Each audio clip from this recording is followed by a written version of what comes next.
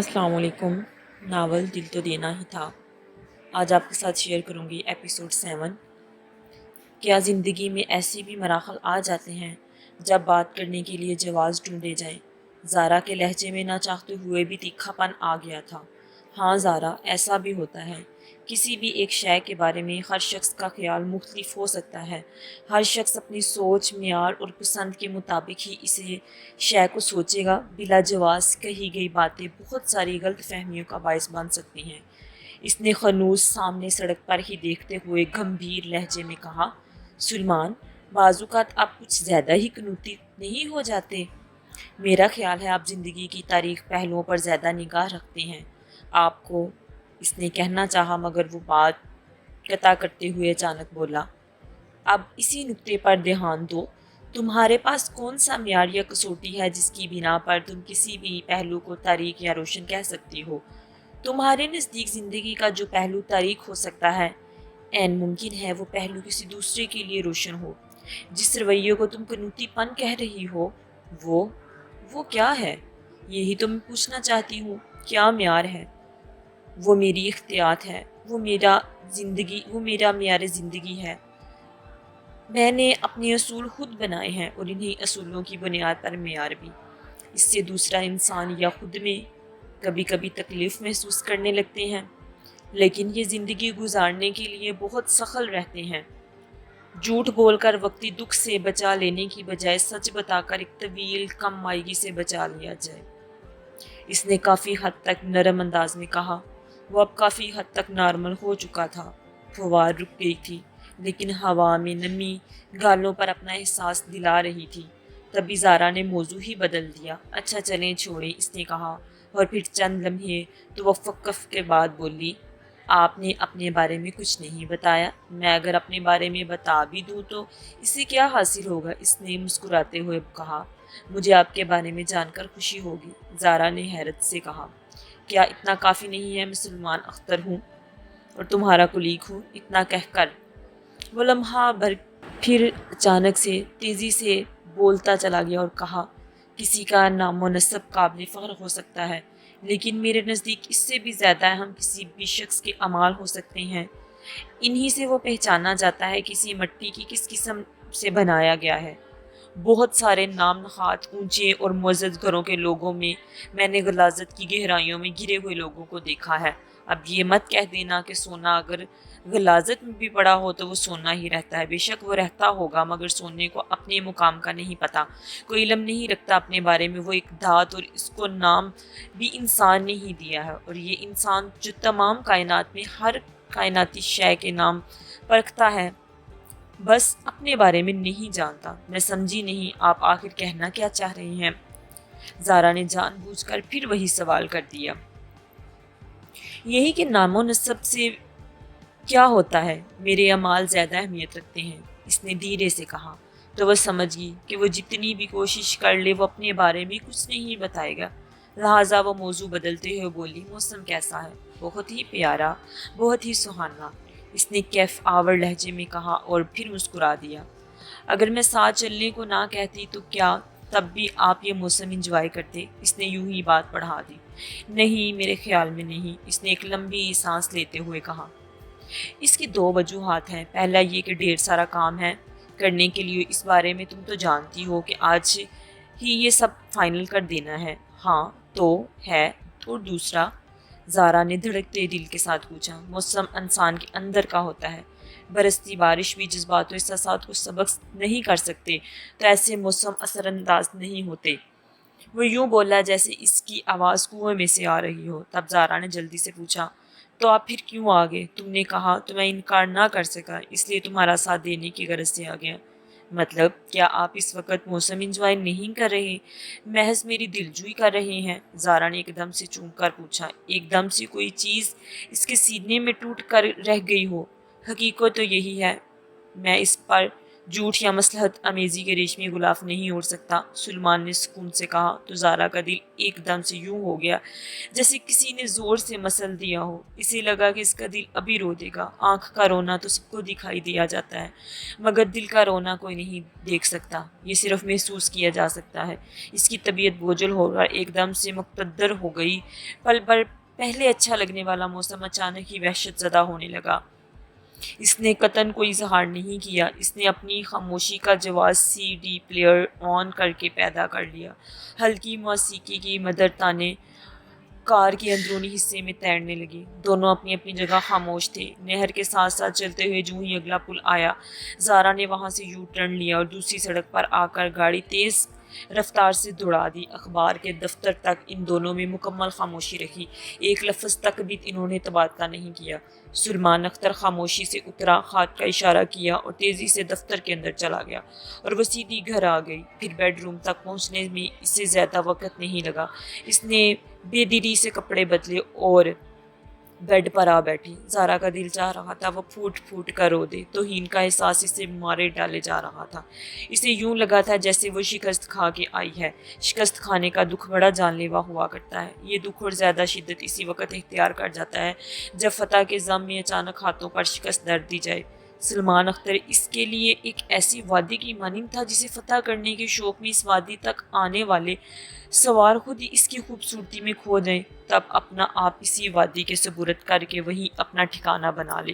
شکست کا احساس اس لیے حزمیت کا باعث ہو رہا تھا اتنے دنوں تک، جب کہ وہ ان دنوں میں بھی اپنے طور پر یہ سوچ چکی تھی، سمجھ چکی تھی کہ وہ اس کے بہت قریب آ گئی ہے، اتنا قریب کہ بے تکلفی کا دائرہ ٹوٹ گیا ہے، مگر آج اسے لگا وہ اب تک وہ حصار سے باہر کھڑی ہے جیسے پہلے دن کھڑی تھی۔ اس کی اپنی شکست کا بار بار احساس اس کو اندر سے توڑ پھوڑ رہا تھا۔ کیا اسے شکست قبول کر لینی چاہیے؟ دل گرفتہ زارا نے پورے ہوش و خواص کے ساتھ جب یہ سوال خود سے کیا تو چونک گئی۔ ہار جانے کا دکھ اچانک ہی تحلیل ہونے لگا، جیسے سورج نکلنے کے ساتھ ہی دھند چھٹکنے لگتی ہے۔ اس ساتھ شکست کی دھند میں ضد کا سورج آہستہ آہستہ ابھرنے لگا۔ کیا میں اتنی جلدی ہار مان جاؤں گی؟ وہ تعلق جو میں نے خود بنایا تھا، کیا وہ تعلق خود توڑ دوں گی؟ کیا جدائی کا وہ پل آ گیا ہے جب وہ ایک دوسرے سے بچھڑ جائیں گے؟ اچانک ہی سلمان اختر سے ہونے والی پہلی ملاقات اس کی نگاہوں کے سامنے تصویر کی طرح پھر گئی۔ ثانیہ کا احساس شکست اس کے سامنے آ گیا۔ کیا وہ لاشعوری طور پر مقام جدائی تک تو نہیں آن پہنچی؟ اس مقام تک وہ خود آ گئی ہے یا سلمان اختر اسے یہاں تک لے آیا ہے؟ کیا وہ واقعی ہار جائے گی؟ نہیں، ضد کا سورج پوری شدت سے چمکنے لگا۔ احساس شکست کی دھند پوری طرح چھٹ گئی تھی۔ اس نے سوچا ابھی تو چند ماہ ہوئے ہیں، اسے تو لڑتے ہی رہنا چاہیے، ان لمحوں تک لڑنا چاہیے جب تک وہ خود نہیں ہار جاتی، بلکہ وقت، حالات اور اس کے حساب اس کا ساتھ نہ چھوڑ دے، کیونکہ وہ شکست اس کی اپنی نہیں ہوگی۔ یہ سوچتے ہوئے وہ یوں کر بیٹھی جیسے کچھ بھی نہ ہوا ہو۔ زارا کی شکست جو محض وقتی شکست تھی، اسے ایک نیا حوصلہ دے رہی تھی۔ سوچوں میں جو سختی تھی وہ نرماہٹ میں بدل گئی، تنے ہوئے اعصاب ایک دم سے ڈھیلے پڑ گئے، سارا غصہ، توہین ہو جانے کا احساس، سب کچھ ختم ہو گیا۔ وہ ذرا سی پسپائی کے بعد ایک عزم سے خود کو تیار کر چکی تھی۔ زارا کو معلوم ہی نہیں تھا کہ وہ لاشعوری طور پر اپنے حصار سے نکل کر سلمان اختر کے حصار میں کس قدر آ چکی ہے۔ وہ اب اسے فتح نہیں بلکہ پا لینا چاہتی تھی۔ وہ فتح کے راستے پر چلتی ہوئی قبولیت کے مقام تک آ پہنچی تھی۔ وہ اپنے آپ کو اس معیار پر لانے کے لیے خود کو تیار کر چکی تھی جہاں اسے شرف قبولیت سے نواز دیا جاتا۔ شہر کے 5 اسٹار ہوٹل میں انسانی حقوق کی بین الاقوامی تنظیم کے افتتاحی اجلاس کو ایڈیٹر نے بہت اچھے سے اہمیت دی تھی۔ زارا اپنی ڈیوٹی نبھاتے ہوئے وہاں موجود تھی۔ اس بین الاقوامی تنظیم میں دنیا کے مختلف ممالک سے بہت سارے لوگ آئے ہوئے تھے، جن میں وزیروں، سفیروں کے علاوہ شہر کے بڑے صنعت کار بھی شامل تھے۔ زارا نے بہت تیزی سے اپنا کام ختم کیا اور وہاں سے نکل کر باہر لابی میں آ کھڑی ہوئی۔ اس نے سلمان اختر کو دیکھا تو بے اختیار خوشگواریت میں ڈوب گئی۔ اس کے منہ سے بے ساختہ نکلا، آپ اور یہاں کیسے؟ تمہاری نگرانی کے لیے آیا ہوں، دیکھنا چاہتا ہوں کہ تم کام ٹھیک سے کرتی ہو کہ نہیں۔ وہ مسکراتے ہوئے بولا تو وہ بڑے عجیب سے لہجے سے بولی، تو پھر بتائیں نا، کتنے مارکس دیتے ہیں آپ؟ فیل ہوئی ہوں یا پاس؟ سلمان نے ایک لمحے کے لیے اس کی طرف دیکھا اور پھر مسکراتے ہوئے بات بدل دی اور خوشگوار لہجے میں بولا، ہمدانی صاحب کچھ زیادہ ہی اس سیمینار کو اہمیت دے رہے ہیں، مجھے یوں ہی بھیج دیا کہ جاؤ جا کر خود دیکھو، حالانکہ میں نے کہا بھی تھا کہ زارا بہت باصلاحیت ہے، سب ٹھیک طرح سے دیکھ لے گی، مگر پھر بھی انہوں نے آپ کو بھیج دیا ہے۔ اس سے ذرا سا ناک چڑھا کر مسکراتے ہوئے کہا تو سلمان دھیرے سے ہنس دیا۔ ہاں تو ایسے ہی، اس نے کہا تو زارا نے محسوس کیا کہ وہ چونکی کیوں۔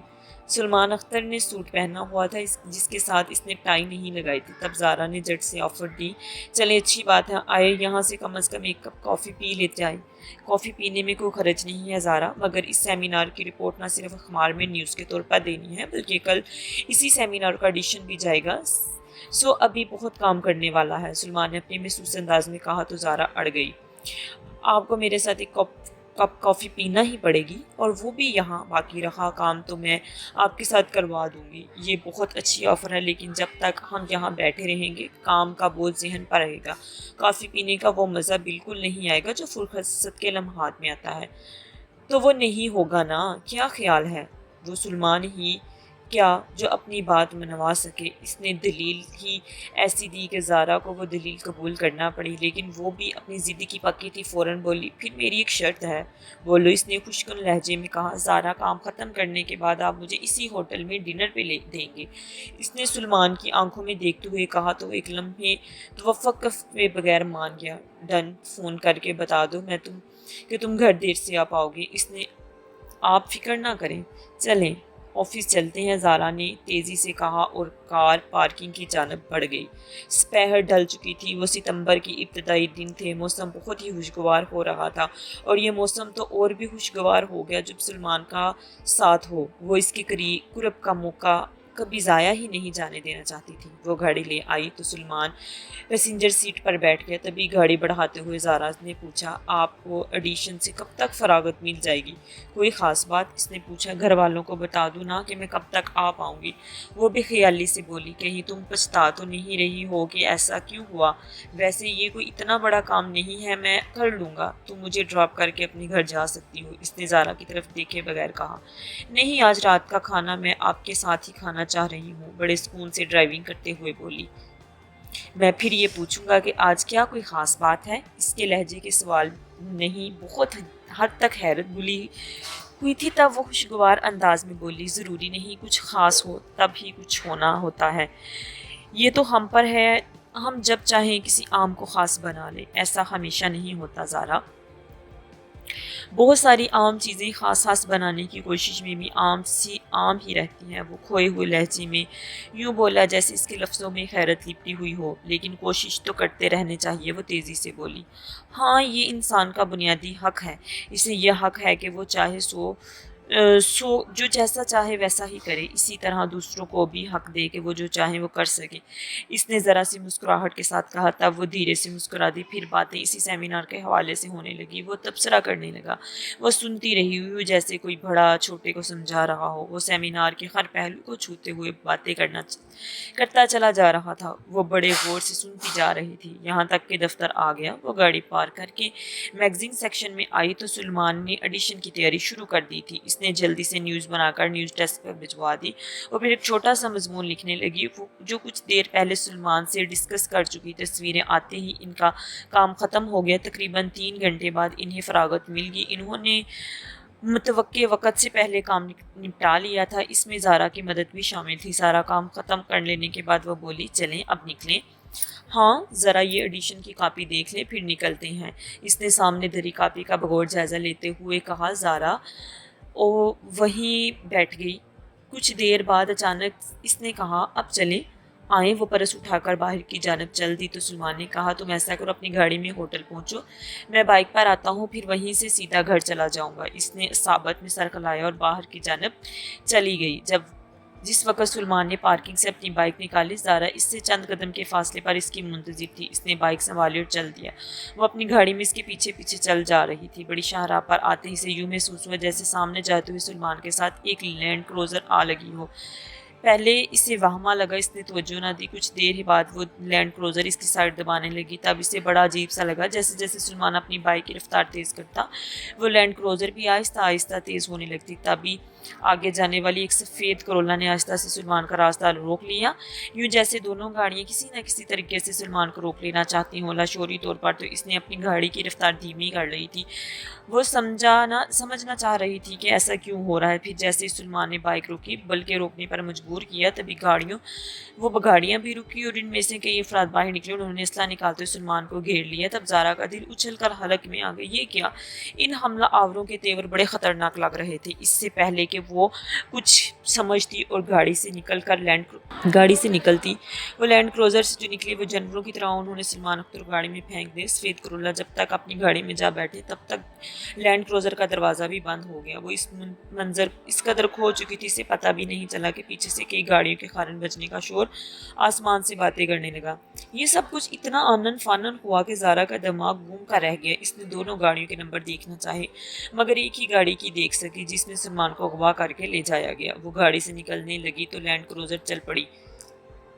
बाहर निकल कर चीखी चिल्लाई, मगर किसी ने भी इसकी बात नहीं सुनी। हॉर्न बजने की आवाज़ों में इसकी अपनी आवाज़ दबकर रह गई। यहाँ तक कि लोगों ने इसको बातें सुनाना शुरू कर दी। वो घबरा कर अपनी गाड़ी में बैठी ताकि कम से कम इनका पीछा कर सके। वो गाड़ी भगाती चली गई, मगर वो दोनों गाड़ियाँ इसे कहीं दिखाई नहीं दी, जैसे इन्हें ज़मीन निगल गई हो। घबराहट, अफसोस, गुस्सा और खौफ से इसका दिमाग पागल हो रहा था। इसे कुछ भी समझ नहीं आ रहा था वो क्या करे। सलमान की बाइक वहीं सड़क किनारे पड़ी रह गई थी। चलती हुई ट्रैफिक के दरमियान में से सलमान को अगवा कर लिया गया था। इसने अपनी गाड़ी को सड़क किनारे लगाए, इसे खास दुरुस्त किए। इसे अपने हौस पर काबू पाने में चंद मिनट लगे। तब इसने अपना परस तलाश किया। इसने सेल फोन निकाला तो सोचने लगी वो फ़ोन किसे करे, पुलिस को फ़ोन करे या सलमान के किसी अपने को जिसका इसके पास नंबर तो नहीं था। पुलिस के साथ बेहतर अंदाज में इसके पापा या एडिटर हमदानी ही बात कर सकते। इसने हमदानी को फ़ोन कर दिया। ज़ारा हैरियत तो है? तुम घबराई हुई हो रज़ा, हमदानी ने पूछा। सर जी, सलमान को चंद लोगों ने अगवा कर लिया अभी कुछ देर पहले सड़क पर।